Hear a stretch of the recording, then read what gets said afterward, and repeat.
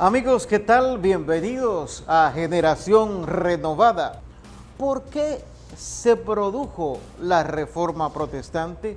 ¿Cuál ha sido el impacto que ha tenido en el mundo? Entérese de esto y más aquí, hoy mismo, en Generación Renovada.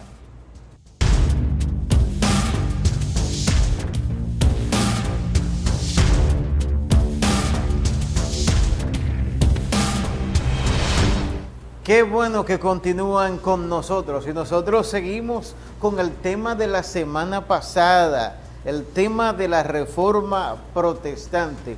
Y una vez más está con nosotros el pastor Ramón Carmona Sierra de la Asociación de Iglesias Jesucristo Fuente de Amor. Pastor, bienvenido una vez más, ya esta es su casa. Gracias Camilo, y gracias a cada uno de los amigos y hermanos que nos siguen. Aquí estamos nueva vez para continuar dilucidando este interesante tema sobre la Reforma Protestante. Usted en el programa anterior, refrescando a aquellos que nos siguen, detallaba sobre el trabajo, las tesis, cómo impactó las publicaciones de Martín Lutero, ese gran reformador, en la sociedad de su tiempo, de su época. Entonces, quisiéramos ver hoy qué ocurre a nivel mundial con esto, quiénes se suman a este movimiento, porque entendemos que Lutero solo no va a hacer que esta reforma llegue hasta aquí, hasta la República Dominicana. Las condiciones del mundo del siglo XVI estuvieron a favor del proyecto de la reforma. En el programa anterior hablamos de algunas situaciones políticas y hoy voy a sintetizar un poquito sobre situaciones que se siguieron dando en ese momento donde ya la reforma era un hecho. En el caso, por ejemplo, del emperador Carlos V, nuevo emperador de Alemania, hay un periodo de tranquilidad a favor del proyecto de la reforma. Desde 1521 hasta 1529, el movimiento de la reforma luterana es dejado tranquilo por razones políticas que se estaban dando a nivel del emperador Carlos V y el rey de Francia, Francisco I. Había conflicto entre ellos, conflictos heredados, porque ya sus padres, sus ancestros se habían enfrentado. En el caso de Fernando, se había enfrentado a Carlos VIII por el territorio de Nápoles, al sur de Italia, y sus hijos, o más bien sus sucesores. Por el caso, por ejemplo, de Carlos VIII, su heredero fue Francisco I, y de los reyes católicos, el emperador Carlos V. Entonces, ese enfrentamiento se afianza en ese proyecto de 1521 a 1529. Ellos estuvieron en constante guerra por asunto de poder. Entonces, en ese sentido, la reforma tomó o encontró un ambiente favorable para su expansión. Pero hay algo importante, Camilo, y es que simultáneamente con la reforma de Alemania, estaba ocurriendo en otro lugar, por el caso de Suiza, allá en Zúrich, con un reformador llamado Ulrico Zwinglio, que simultáneamente, o sea, estamos hablando de que en el mismo año en que Lutero clavó las 95 tesis, Zwinglio en Suiza estaba provocando una reforma. Entonces, ahí estamos viendo entonces que el movimiento, yo diría que fue algo gestado por Dios, porque las condiciones que se dieron para que el movimiento se expandiera y que al mismo tiempo en otras naciones encontrara personas con un corazón abierto para un cambio, eso es algo de Dios. Entonces, en ese sentido, la reforma encontró un ambiente, un escenario para expandirse, por la paz que le otorgaba la guerra. Porque la guerra que tenía... algo contraproducente. ¿Te das cuenta? La guerra que tenía Carlos V contra Francisco I le trajo paz a la reforma. Entonces, en ese momento se establecieron algunas reuniones, encontró Martín Lutero muchos adeptos, ya entre los príncipes alemanes, los electores alemanes, gran parte del norte de Alemania, pues se había abanderado a la reforma. De tal manera que Alemania se vio involucrada en medio de una guerra civil a causa de el movimiento de la reforma, una guerra religiosa donde los católicos por un lado se enfrentaban a los lugares ya pues abanderados a la nueva doctrina o al movimiento de Martín Lutero. En ese sentido, Camilo, se da esa situación en lo interno de Alemania, pero al mismo tiempo la Reforma comienza a encontrar adeptos en otros lugares. Le habrá el caso de Suiza con Zwinglio, pero ya en Bohemia la Reforma encontró un ambiente muy favorable, porque Bohemia durante tiempos atrás de la Reforma protestante ya había provocado en cierto sentido una reforma que no había tenido éxito. Me refiero a la Reforma Husita con Juan Hus, que fue sentenciado y quemado en el 1415, sentenciado por el Concilio de Constanza. De manera que en Bohemia, a pesar de que Juan Hus fue quemado, los seguidores de Juan Hus, a ellos le llamaban Husita, ellos mantenían los lineamientos doctrinales que Juan Hus le había enseñado. Entonces en Bohemia, la Reforma de Lutero entonces encuentra un ambiente favorable, pero ya también en otros lugares de Europa, por ejemplo, ya en el caso de Inglaterra, en principio la Reforma no tuvo mucho éxito porque el monarca de Inglaterra en ese momento era católico, evidentemente, porque heredaba la tendencia de España. En Inglaterra reinaba una persona muy fuerte llamada la Sanguinaria, o sea, le apodaban la Sanguinaria, Juana Tudor, la Sanguinaria, que era nieta de los reyes católicos y por demás era católica. Entonces, en ese sentido, puso resistencia a la Reforma, pero más adelante, en el caso de Enrique VIII, sí pudo favorecer el movimiento de la Reforma por asunto de disidencia con Roma, de manera que después de la Reforma que plantea Lutero en Alemania, vamos a encontrar un movimiento de reforma, la Reforma Anglicana en Inglaterra, vamos a tener por otro lado la Reforma Zwinglinista en Suiza, y por otro lado un personaje que comienza a surgir, ya nace en Francia, pero se establece en Basilea, en Ginebra, ese es el caso de Juan Calvino. Ahí vamos a encontrar entonces la Reforma Calvinista. De manera que este movimiento, la Reforma, entre guerras, entre paz y guerra, entre conflicto, entre aparente acuerdo, fue un movimiento que fue siendo impulsado, yo diría, por la providencia de Dios. Pero es importante, Camilo, que mencionemos que hubieron muchos momentos donde la Reforma estuvo a punto de ser eliminada. Ya para 1530, la Reforma, el movimiento de Reforma parecía ser un proyecto que llegaba a su fin. Sin embargo, en ese momento, pues de manera milagrosa se daban las situaciones de los conflictos internacionales, que la atención se quitaba de ellos y era un momento que se aprovechaba para retomar fuerza. Ese movimiento de Reforma fue un proyecto de Dios, reitero, que permitió un cambio, un despertar a la conciencia y al aspecto de la fe, porque trajo que el ser humano pueda acercarse de manera libre y voluntaria a la presencia del Señor.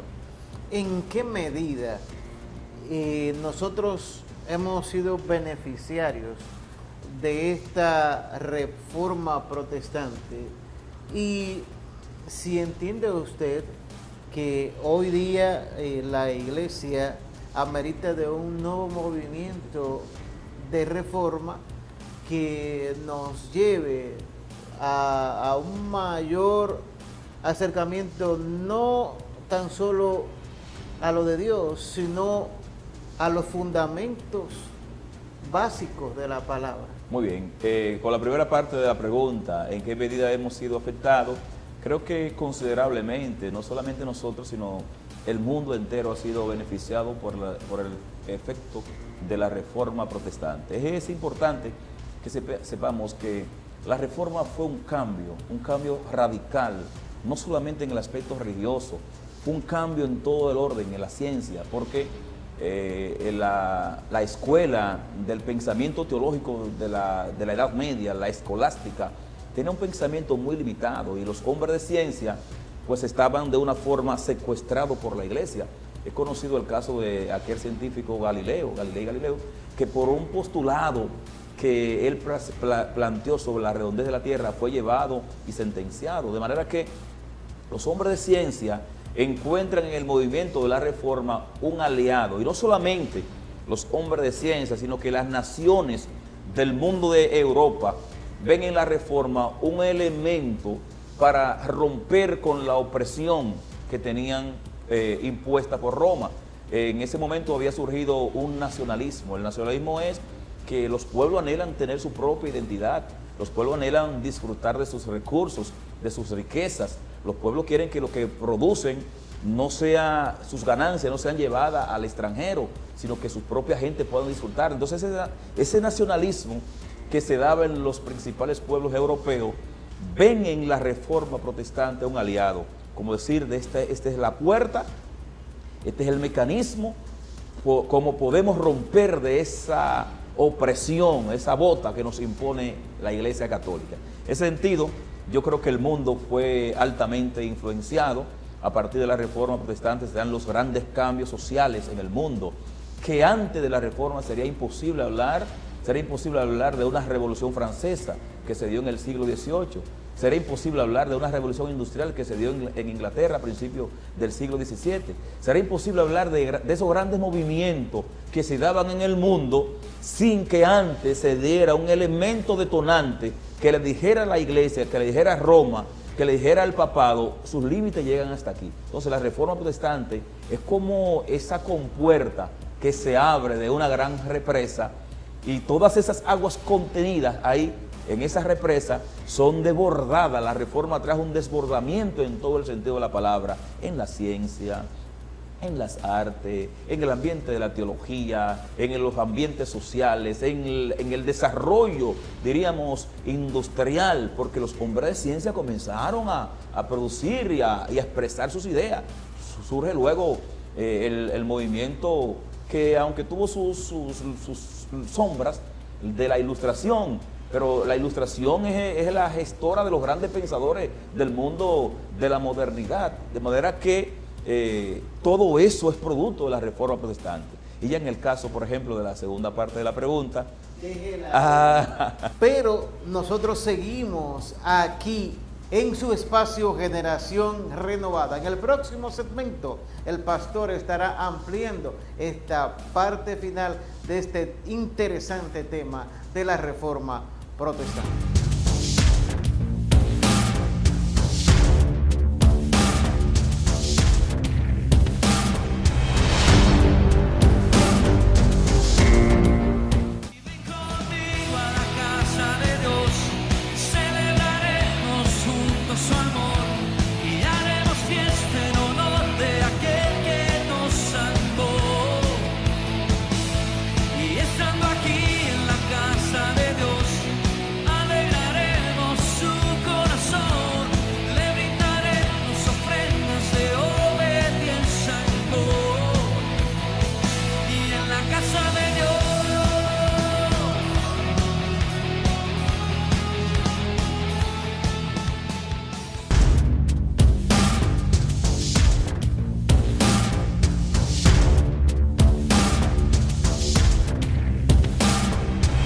Gracias por preferirnos. Seguimos con este tema de la Reforma Protestante aquí en Generación Renovada. Y ahora, Pastor Carmona, nosotros nos gustaría saber cómo de allá de ese viejo mundo llega este movimiento de reforma a este pedacito de tierra, si pudiéramos llamar así, que es la República Dominicana. Muy bien, ya para el principio del siglo, diríamos siglo XVI, se había dado lo que fue el descubrimiento de América, y por ende ya esto que era un territorio olvidado ya pasa a ser un territorio encontrado por Europa. Pero en el efecto de la reforma no llega inmediato, sino después. Ya con el desarrollo de la reforma en muchos países de Europa, en el caso de Inglaterra y Holanda, se da una situación que producto de, diríamos, incompatibilidad y problemas religiosos, muchos inmigrantes de Inglaterra y de Holanda se ven movidos a moverse ya al Nuevo Mundo y se establecen en lo que hoy conocemos como los Estados Unidos. En ese momento eran las 13 colonias. Esas 13 colonias fueron influenciadas por inmigrantes europeos, mayormente ingleses y holandeses, y que ya traían la influencia de la reforma protestante. De manera que el movimiento de la reforma en el Nuevo Mundo, aquí en América, inicia en los Estados Unidos. Sin embargo, ya para el principio del siglo XVII, nuestro país comenzaba a ser influenciado con las, diríamos, las insurrecciones, las visitas de muchos piratas ingleses, en el caso de Henry Morgan, Francis Drake y muchos de esos piratas que llegaron a este territorio. Los famosos corsarios. Sí, esos corsarios piratas, pues traían cierta influencia, pero en ese tiempo la intolerancia de la Iglesia Católica, que dicho sea de paso, ya en nuestro país se había establecido una corte del Santo Oficio, que de santo no tiene nada, la Santa Inquisición. Entonces, de manera que la intolerancia era tan grande que no le permitió a esos grupos tener incidencia en nuestro territorio.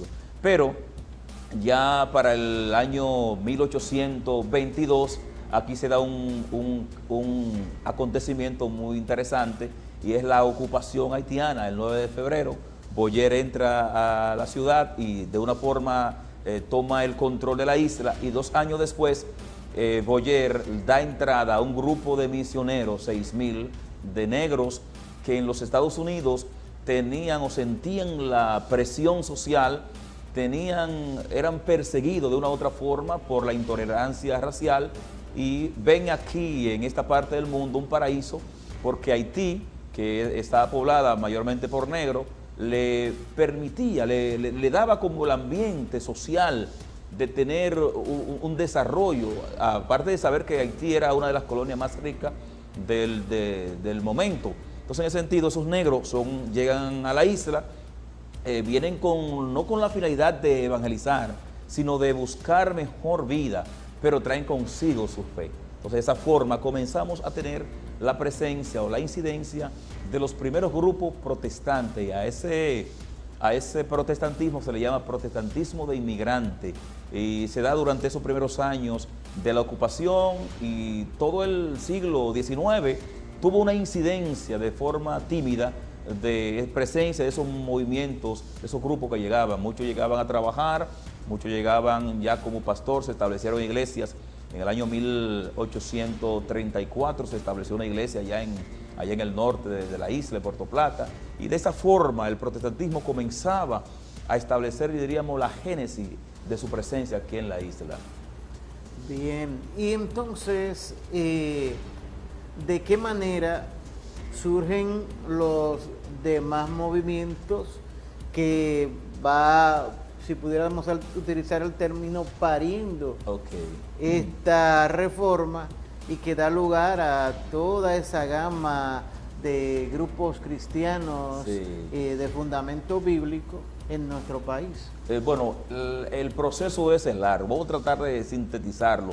Ya en Europa, ya esos grandes movimientos se comenzaban a dar, interpretaciones, y luteranos y calvinistas, si en el caso, por ejemplo, de arminiano, que si por un tema, un punto había diferencia, todo eso comienza a gestarse allá en Europa, pero ya para el siglo XVIII comienzan a surgir grandes movimientos, como el caso de una reinterpretación desde la perspectiva ya de la ciencia, y ahí comienza a entrar un movimiento llamado el liberalismo a nivel de la teología, y como reacción al liberalismo comienzan otros movimientos, como es el caso de la ortodoxia, la nueva ortodoxia y el fundamentalismo, y todo lo que vemos hoy, que si tú eres pentecostal, GRT, que si tú eres de esta forma, todo eso tiene su génesis en esos movimientos, esos grandes movimientos de interpretación que se daban tanto en el siglo XIX como en principio del siglo XX. En el caso de nuestro país no hemos sido la excepción, hemos sido ampliamente influenciados por esos diferentes movimientos. Ya, por ejemplo, en el caso del movimiento pentecostal, que ya a principios del siglo XX es una realidad en los Estados Unidos y en Europa, en el caso del avivamiento de Gales, allá en Inglaterra, en el 1804, en el caso del avivamiento de la calle Azusa en los Estados Unidos, en el norte de Estados Unidos, en el sur de Estados Unidos, ese avivamiento de una u otra forma influencia el pensamiento latinoamericano, que para ese momento se daba en el mundo de América la llamada doctrina de Monroe, que era América para América, y comenzaba a crearse un panamericanismo donde los Estados Unidos, que era ya un país más desarrollado, más fuerte que los demás países, comenzaba a establecer su base de imperio. Entonces, en ese sentido, lo que ocurre en el norte comienza a permear y a llegar a nosotros, los países llamados tercermundistas. En un minuto, pastor, ¿cuál sería su mensaje final ya para cerrar este tema de la reforma protestante? Usted me preguntó ahorita que si la iglesia de este tiempo necesita una reforma. Esa es mi reflexión. Creo que sí, la iglesia de este tiempo necesita una reforma, tal vez no en el aspecto de la doctrina, pero sí en el aspecto de la praxis del evangelio. Necesitamos un cambio que nos acerque a una realidad más humana, que podamos interpretar el sentido de Jesucristo, que está basado en la humildad, está basado en el amor al prójimo, está basado no en crear un nombre, no en crear un imperio. Y lamentablemente hoy vemos que grandes organizaciones, su gran énfasis no es llegar a llevar el evangelio de Jesucristo, sino crear un nombre, crear un imperio y desde ese imperio pues establecer control. La iglesia de este tiempo entonces creo que necesita una reforma, porque hay muchas cosas que no se parecen al evangelio, no se parecen al carácter de Jesucristo. Hay muchas cosas que se enseñan, se predican, se viven. Hay mucha forma de presentar el evangelio que no se parece a lo que Cristo enseñaría si Él estuviera presente. Pastor, pues entonces usted nos ha dado pie a un nuevo tema de debate aquí en Generación Renovada. Realmente muy agradecido por su participación. Yo sé que ustedes en sus casas también estuvieron atentos ahí y le agradecemos que hayan estado con nosotros. Y nosotros lamentablemente llegamos aquí al final de este su espacio Generación Renovada. Usted puede mantener el contacto, la comunicación con nosotros a través de las redes sociales, tanto en Facebook como en Twitter, Gen Renovada. Y nuestro correo, genrenovada@gmail.com. Para un contacto más personal, puede llamarnos al teléfono 809-564-6117. Esa es la vía. Si necesita la oración, alguna orientación, llámenos, estaremos ahí para usted.